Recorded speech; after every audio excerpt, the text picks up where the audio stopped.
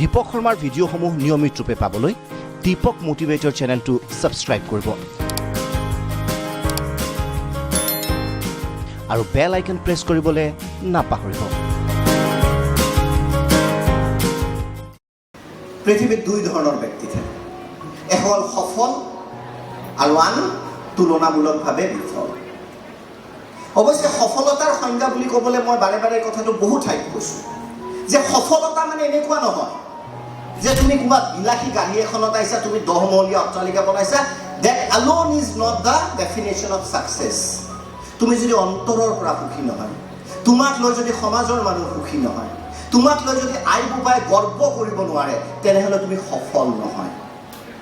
তুমি খেতিয়ে কৰিছা, টমটমে চলাইছা, যদি তোমাৰ পিতৃ মাতৃয়ে তোমাক লৈ গৌৰৱ কৰে, যদি ওচৰ চুবুৰীয়াই তোমাক সন্মান কৰে, তেনেহ'লে তুমি সফল। আৰু সফল ব্যক্তিৰ বাবে সফল ব্যক্তিসকল আৰু যিসকল তুলনামূলকভাৱে সফল নহয়, তেওঁলোকৰ মাজত এটা পাৰ্থক্য থাকে। কি থাকে? যিসকল সফল ব্যক্তি, তেওঁলোকৰ জীৱনত ঘাত প্ৰতিঘাত চেলেঞ্জেছ আহে, যে প্ৰত্যেক ব্যক্তিৰ জীৱনত ঘাত প্ৰতিঘাতৰ কাহিনী থাকে, বহু নিলিখা দস্তাবেজ থাকে, কিন্তু তেওঁলোকে এক্সকিউজ নলয়। আৰু যিসকল তুলনামূলকভাৱে সফল ব্যক্তি নহয়, তেওঁলোকৰ এটা গুণ সাংঘাতিক থাকে। কি থাকে? এক্সকিউজ, বাহানা। অসমীয়াত আৰু এটা শব্দ আছে, কি কয়? চিলা।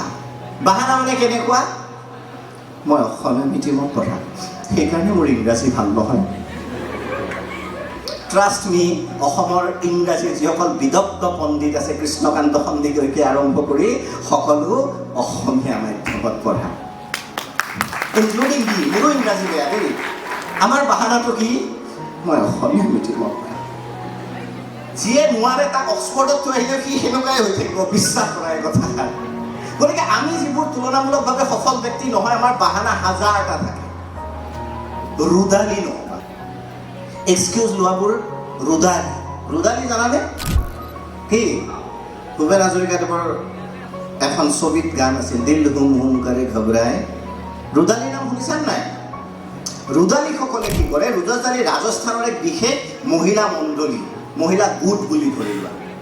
তেওঁলোকৰ কাম হ'ল কান্দা, এনি টাইম কান্দি থাকে, সকলো সময়তে কান্দি থাকে। কিয়? সেইটো এটা প্ৰফেশ্যন।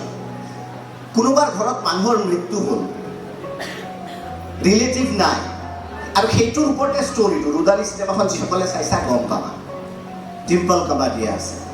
গতিকে যিসকলৰ ঘৰত মানুহ নাই, তেওঁলোকে গৈ 15-20 গৰাকী মহিলা যাব আৰু গৈ কেনে একে হোৱা শুকাই কান্দিব। তাৰ বিনিময়ত তেওঁলোকে পইচা লাভ কৰে। তেওঁলোকক কি বুলি কয়? মুখেদি কোৱা, কি বুলি কয়? ভোক লাগিছে, কি বুলি কয়? কি বুলি কয়? চাউণ্ড বন্ধ হ'লে ভাষণ শেষ। গতিকে তেওঁলোকক কি বুলি কয়? ৰুদালি। অৰ্থাৎ তেওঁলোকে আনৰ ঘৰত যায়, মানুহৰ মৃত্যু হ'লে তেওঁলোকে কান্দে আৰু তেওঁলোকে দুখ প্ৰকাশ কৰে। জীৱনত সকলো হোৱা ৰুদালি নহ'ব।